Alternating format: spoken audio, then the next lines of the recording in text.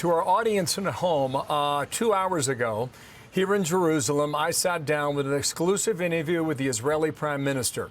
We talked for about 25 minutes on camera, right before a significant meeting is about to happen.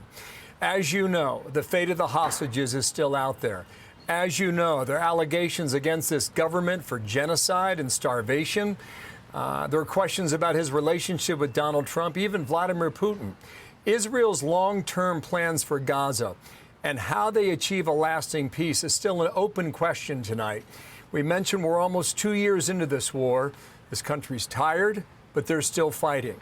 Here now, the Prime Minister of Israel, Benjamin Netanyahu, on all those topics and more. Mr. Prime Minister, thank you for your time today. Well, glad to see you again. Thank you. After this interview, you will go immediately into a meeting with your security cabinet. Will Israel take control of all of Gaza? We intend to, in order to assure our security, remove Hamas there, enable the population to be free of Gaza, and to pass it to civilian governance. That is not Hamas and not anyone advocating the destruction of Israel. That's what we want to do. We want to liberate ourselves and liberate the people of Gaza from the awful terror of Hamas. And you were in the Gaza Strip today. You met Palestinians who are fighting Hamas because finally they see that they have a future. They can rid themselves of this awful tyranny that not only holds our hostages, but holds 2 million Palestinians in Gaza hostage. That's got to end. Are you saying today that you will take control of the entire 26-mile Gaza Strip, as it was 20 years ago to this month in 2005? Well, we don't want to keep it. We want to have a security perimeter. We don't want to govern it. We don't want to be there as a governing body. We want to hand it over to Arab forces that will govern it properly without threatening us and giving Gazans a good life. That's not possible with Hamas. The only way that you're going to have a different future is to get rid of this neo-Nazi army. The Hamas are monsters. Look at what they're doing to our people. Look at what they're doing to the way they massacred, raped, beheaded our people, our men and women, burned our babies. And they are really cruel to their own people because when we try to take them away from the combat zones, they shoot them. They want people to be civilian casualties. They want a starvation policy that they themselves are trying to put into being, and we're doing everything to reverse that. They have to go. I think President Trump has said it. You know, you have to see two things in Gaza. You have to see Hamas eliminated, and you have to have the hostages released. And he's absolutely right. There are 20 hostages that the Israelis believe are still alive. And in recent events, the closer the IDF got to them, many of them were killed. Are you prepared for that? We're doing everything in our power to salvage the hostages.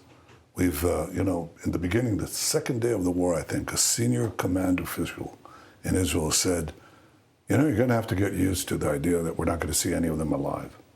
And I said, no, I don't agree with that.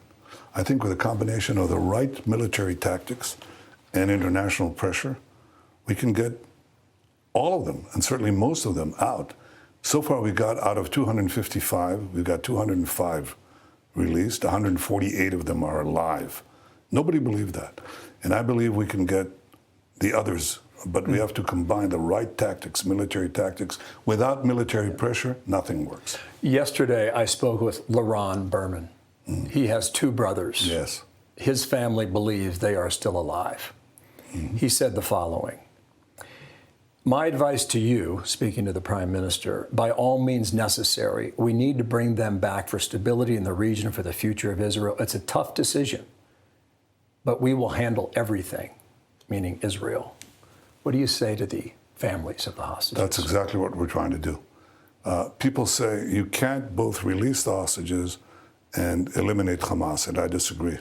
I think so far we've shown that we can, and I intend to complete the job. But we have three missions. One, to eliminate the Hamas as a governing and military power in Gaza. Otherwise, there's no future for anyone. And we'll have many more kidnappings and many more hostages. Second, achieve the liberation of all our hostages. And third, make sure that Gaza doesn't pose a threat to Israel again. And we're well on our way to achieve all three. Now, there are difficulties because there's so much vilification and misrepresentation in the press. There's an attempt to put blame on Israel for the interdiction of humanitarian supplies that Hamas is interdicting, and Israel is, the international community is delivering the blame to Israel. They're doing everything to rob these food trucks. They're taking the food for themselves and then jacking up the price for the remaining supplies to their own population. That's monstrous. We have seen some of that, and you're right about that. And you're also right that we went into Gaza while we've been here this week. And we were in the southern town of Rafah, near the Sinai Desert in Egypt. And that town has been flattened. And you have been accused of genocide. How do you respond to that? Well, as Ambassador Huckabee said, if we're practicing genocide, we're surely doing a very bad job of it, because we could have, basically eliminated the entire population of Gaza, but we went the other direction. We did something that no army in history ever did. We're supplying humanitarian food to the enemy's population because we distinguish between combatants and non-combatants. We put in 2 million tons of food. I mean, if we wanted to commit genocide, we wouldn't give 2 million tons of food to the population. And also, the reason you see the flattened buildings is because Hamas booby-traps every single building. So when we come in, we first have the population moved, even though Hamas tries to keep them in the combat zones. But after they move, and we start to move into the neighborhoods that are now populated only by terrorists, they ignite these booby traps. So what we do is we put in an APC, an armored personnel carrier, with a lot of explosives, detonate it. It sets off all the booby traps, and the buildings begin to collapse as a result of that. They're empty buildings. They're not populated buildings. Secondly, they've built this underground terror tunnel network with billions of dollars that they had. They didn't build Gaza up. They built a Gaza terror city underground. So we now detonate the tunnels. The tunnels explode, and they take down the buildings that are above the tunnels. And the reason you see this devastation is not because Israel is wiping out these structures filled with civilians. It's because they've been booby-trapped by Hamas, and that's the kind of warfare that we have to win. I'm hearing you say that you deny this charge of genocide. Totally. That's what you're saying. Totally. But last week, and you referred to it a few moments ago, President Trump mentioned the word starvation. And he pretty much said it is what it is from his observation, looking at video and pictures. Were you surprised by that? No, look, I think President Trump has been terrific. He's supported us in so many ways. And he understands that we have to get rid of Hamas. He understands that Hamas is also using their own interdiction tactics to prevent humanitarian aid going. So there's been shortages, no question about that. There's been also suffering. And what I intend to do with President Trump, we talked about that and agreed upon that, is to overcome this with a humanitarian surge. So we're opening up safe routes through which aid trucks can go through. We're going to try to quadruple the distribution points that are manned by Americans. And they're doing a hell of a job distributing food to Gazans without Hamas taking over the food. And that's really what we're doing. And airdrops that we intend to do, we're already doing. And we invite other countries to join us. So it's Israel that's doing now, and has been doing for some time, an effort to give humanitarian aid to the population without letting the Hamas terrorists take it, steal it for themselves, and sell it at exorbitant prices. Has President Trump given the green light for your plan to take over the remaining 25% of Gaza and occupy all of it? Well, he understands that it's Israel who's going to do the fighting. It's not American soldiers. Did he give you a yes? Well, he just says, no, Israel will do what it has to do, and we haven't got into that kind of discussion. But we have gotten into a discussion on two things. One, the humanitarian surge that we're going to do, which will precede our final military action, because I want the population to be in safe zones, to have food, water, sewage, electricity, medical help. I want to free 2 million Gazans from Hamas terrorism. The second thing that we agree on is that the day after has to have certain principles. I'm not talking about a detailed plan yet because I think that'll be developed. But the 5 principles, the key principles are these. 1, Hamas has to lay down its arms. 2, Gaza has to be demilitarized. 3, all the hostages have to be released. And 4, Israel will be responsible for overall security. So if there's an attempt to have a resurgent Hamas or resurgent terrorism, we're the ones who are going to take care of it. And 5, let Gaza be governed by a civilian authority that is not Israel, because I don't want to occupy Gaza forever. I don't want to govern Gaza. I want to have a different governance there that basically is willing to live in peace with Israel and give Gazans a different future. That's entirely different from these unbelievable lies that are leveled against us, frankly against me too, by the international press that doesn't care to check the facts. It just takes Hamas statistics, Hamas arguments. It just swallows them hook, line, and sinker, and delivers this vilification of the one democracy, the one Jewish state that is fighting people massacred. It's the equivalent of the massacre of thousands and thousands of Americans, the rocketing of American cities. Nobody would stand for that. Come back to my experience inside Gaza this week. We went to an aid distribution site, food distribution site. Your own soldiers have been accused of killing innocent Gazans who are in line for food. That's the accusation, almost on a daily basis. Can you defend that? Yeah, I could deny it because it's a Hamas accusation. They're the ones often who are doing the shooting and waiting for our soldiers to respond. And in fact, very often they don't respond. But all these stories are repeated ad nauseum. And the people don't even bother to check the facts. We're doing everything that we can to avoid civilian casualties. And in fact, if you look at it, I mean, the town of Rafah that you saw all that, right? All of it. Right, okay. So I told you why there was devastation, because we moved the population out and then went to and dealt with the booby traps that were there. And we killed a lot of terrorists there. You know how many civilians we killed there? Practically none. Why? Because we told them, please leave. We showered them with leaflets. We called them millions of text messages and many other means to get them out, and they walked out. They walked out 2 miles to the coast, where they had a safe zone, and practically no civilians were killed. That nobody describes, nobody talks about. Israel is doing things that no army in history has done. Colonel John Spencer, who's the head of urban warfare studies at West Point, he said that he scoured all of his modern history. He said no army in the world has done that. And yet Israel is, of course, accused again and again and again by fake reports, by Hamas statistics that are fake. And if you repeat a lie often enough, it assumes the cachet of self-evident truth. It's still a lie. Yeah. Your chief of army says your military is exhausted. It's almost 2 years of war. And I mentioned 20 years ago this month, Ariel Sharon made the decision to get out of Gaza, bring the settlers out, and it's been that way ever since, and Hamas moved in. But you have 10 million people who live in this country. That's right. And they have a lot of opinions. Yeah, well, is it possible? It's a democracy, Is it possible for you to keep Israel unified almost 2 years into this war? Oh, I'm sure we can. I mean, there's an organized and systemic campaign against us. That's part of democracy. I accept it, although a lot of it is foreign funded by the same people who also encourage the demonstrations on your campuses and so on. But I'll tell you one thing, the people are united. Not every last one. This is not a dictatorship. But when it's a seven front war, and look at what we did. We were attacked. We were on the verge. Everybody thought this is the end of Israel on October 7th. When Hamas cruelly invaded us and those monsters took the hostages and murdered the men and raped the women and beheaded, it's beyond belief, and burned babies, okay? And everybody said, oh, Israel is gone. And I said on the second day of the war, I said, we're going to change the face of the Middle East.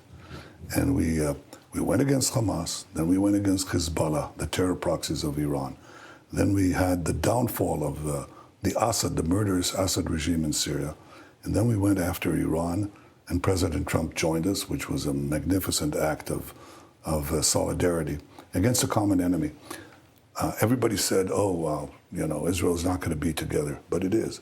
Now we have to complete the job of eliminating basically the last proxy of Iran that's still standing. And this is your job to sell it to your people. Well, I don't have to. Believe me, the people are selling it to me. I go into Gaza as you went in. You've been to Rafah? I've been to Rafah. Mm-hmm. Okay. Talk to the soldiers. Talk to the division commanders. You know what they tell me? They tell me, Prime Minister, don't bother with the press. Just press on with the mission of liberating Gaza from these murderers. And we can do the job. We can separate the civilians from the combatants. We can eliminate Hamas. We can liberate the remaining hostages. Let us do the job. That's what the soldiers that cut across Israeli society are telling us. Doesn't mean that they make it to the mainstream channels. Doesn't mean that they make it to the foreign press. In fact, they don't. But if I had to run the country based on these vilifications, I shouldn't be here. Because leaders should do what is right and what will withstand the test of time. And what will withstand the test of time is that in an hour of peril, Israel didn't slumber like other democracies often do.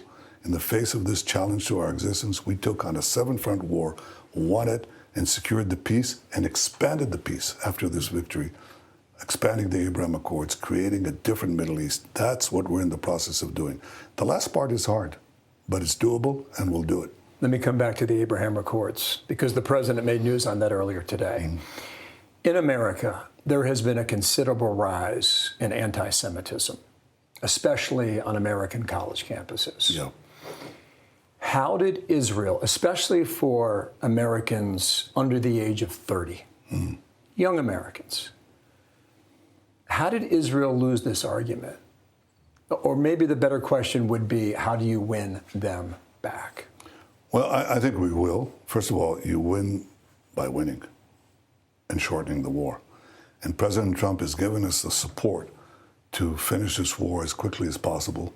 Of course, we have to contend with the campaign of vilification that is done by so-called reputable news media. I mean, the New York Times puts out a major story on the front page, a Palestinian mother holding a child, starved supposedly, and then it turns out that that child has cerebral palsy. It's a congenital disease.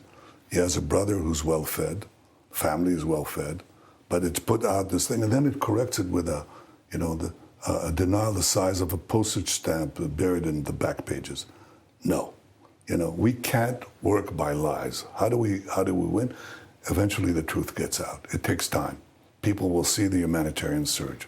People will see our efforts to prevent civilian casualties. People will compare what has happened here to other urban warfare sites that were not nearly as dense, as difficult, without this, 50 meters below ground, these terror tunnels, and yet Israel will triumph, will succeed in this mission. And most of the people, I can't say 100% of the people, but most of the people are united, and ultimately, this is democracy. So instead of shifting that argument on the media, whether it's the New York Times or maybe the Gazan Health Ministry, putting out, because you've said repeatedly in this conversation that they exaggerate, will you allow more independent reporters to go into Gaza and see it for themselves? That's my conclusion. In fact, that's my instruction as of this morning to the military. And I said, that's exactly what you should be doing. Those who are lying are going to continue lying. But give honest journalists the ability to see the truth. A, the fact that we're trying to get civilian aid, humanitarian aid to the people of Gaza, the efforts that we're making there. B, to understand and explain why those buildings are destroyed, because they're booby-trapped, and we clear the population. And I'm glad you were in. I'm glad you did this thing. I'm glad, in fact, I would say you're blazing the trail. But there have been others, and we have the same result. Every time people see it, they see it in a more realistic way, in a more honest way than the way that it's presented in, unfortunately, in the New York Times and others. New York Times should be sued. I'm actually looking at whether a country can sue the New York Times, and I'm looking into it right now because I think it's such clear defamation. I mean, you put a picture of a child that's supposed to then represent all these supposedly starving children, yet they put in this picture of a child who has cerebral palsy. Then they took another picture somewhere else in other media a child who had cystic fibrosis, got nothing to do with starvation, or another child that we actually sent to Italy to be cured. And Israel is accused. But still, you concede there is suffering on behalf of people suffering in Gaza. Yes, because Hamas is interdicting aid, exactly. And what we're doing is overcoming it. I don't deny that there's suffering. I want to end the suffering. And I want to end it by ending Hamas rule. Would you like to be governed by 20,000 armed monsters who shoot you in the back of the head if you try to leave a war zone? Who shoot you if you say, I want to have my freedom from Hamas? We now have Gazans fighting Hamas. They finally have the courage to do that because they see that Israel is progressing and they think that we're going to win. So they're not afraid anymore to stand up for their own rights. And they have their separate schools, they have separate programs because they don't want to educate their children for endless fanatic warfare, which is what Hamas is teaching. Hamas is saying death to Israel, death to America. They hate everything that a free society stands for.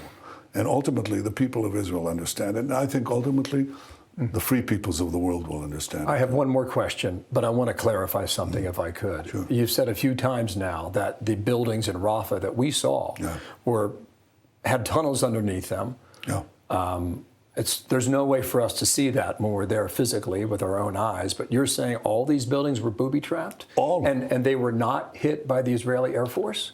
No, what I'm saying is because it is building after building. Well, these house after house. Remember, these houses are emptied of population. In the beginning of the war, I remember my visit to Washington, and I was told under the previous administration, they said, there are 1.4 million people in Gaza, in Rafah, because we moved the population away from war zones, and they all concentrated in Rafah. Then we wanted to eliminate Rafah. It's like, we were told, don't go in there. And I said, what do you mean don't go in there? It's like the Allies are, take over Germany. And finally they're told, don't go into Berlin. Don't go into Berlin and leave the German army, 25% of the German army intact. I said, of course I have to go in. But they said, but there are all these civilians. And I said, okay, we'll make sure that they leave. In fact, they left within 6 days. They all left. And then we had to go in. It's full of terrorists in those buildings. In the streets, they booby-trap the streets, they booby-trap the buildings. So we go in and clear it away. And that's what you would do. That's actually, that's what you did. That's what you did in your war zones, too. The reason why this point is important for me to understand is we only saw one part of Gaza. We did not see the rest of it, the town of Rafah, as I referred. Last question, sir, if I could, please. The president earlier today put on Truth Social that he wants all the Middle Eastern countries to join the Abraham Accords. Who are the holdouts? Well, you know who we have peace with. So if you look at the other countries, they're the ones that are potential and real potential candidates for this. And I think, look, the president and I joined forces with Arab leaders and had the Abraham Accords, which were historic changes, a real change in the Middle East. We had 4 peace treaties with 4 Arab nations in a very short time. And in fact, I think that the attack on October 7th, among other things, it was meant to destroy Israel, but it was also meant to destroy the possibility of peace between Israel and the leading Arab country, Saudi Arabia. So obviously we like to see, with the elimination of Hamas and the Iran terror axis, which has been our war. Our war the last 2 years has not been with Hamas only. It's been with Iran and all its terror proxies and its attempts to develop nuclear weapons. Other than Iran, who would be a party to this deal? Well, Iran could be too if the people of Iran rise. Is that an invitation? It's been something that I think that many of them want. Many of them want to relieve themselves of that tyranny. And they openly say, I send videos to them, and I'm amazed. Bill, I'm amazed.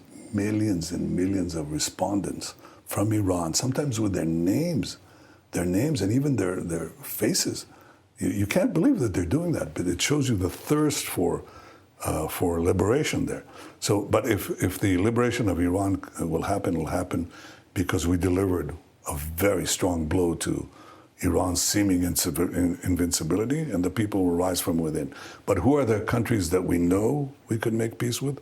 once we finish the war in Gaza, I think there are at least 5 or 6 countries here in the Middle East. And President Trump and I have talked about it a great deal.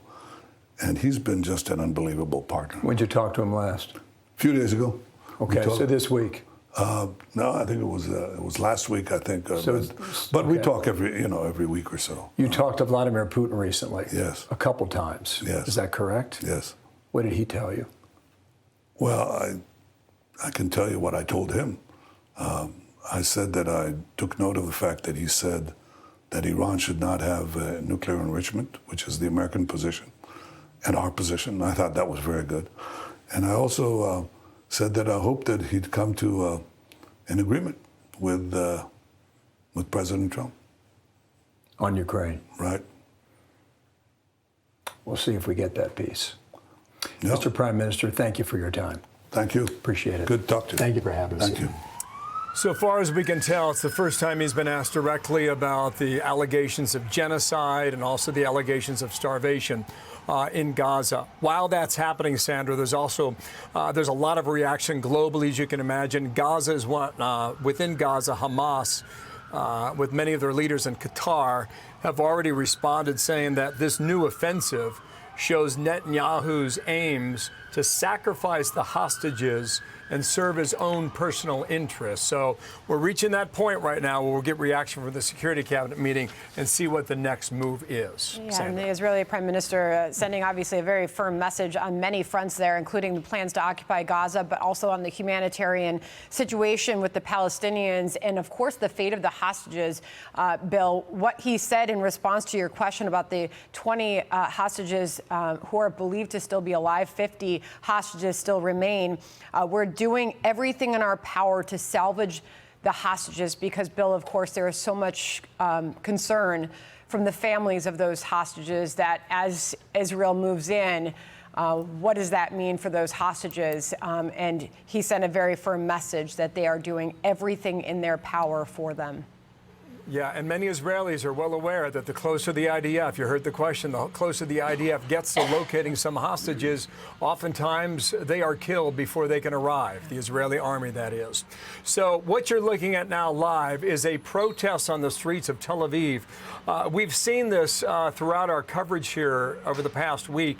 This seems to be a bit larger than we have seen earlier. And also here in Jerusalem, Sandra, when we left the Prime Minister's office, they were all getting ready for a rally for the family hostages as well.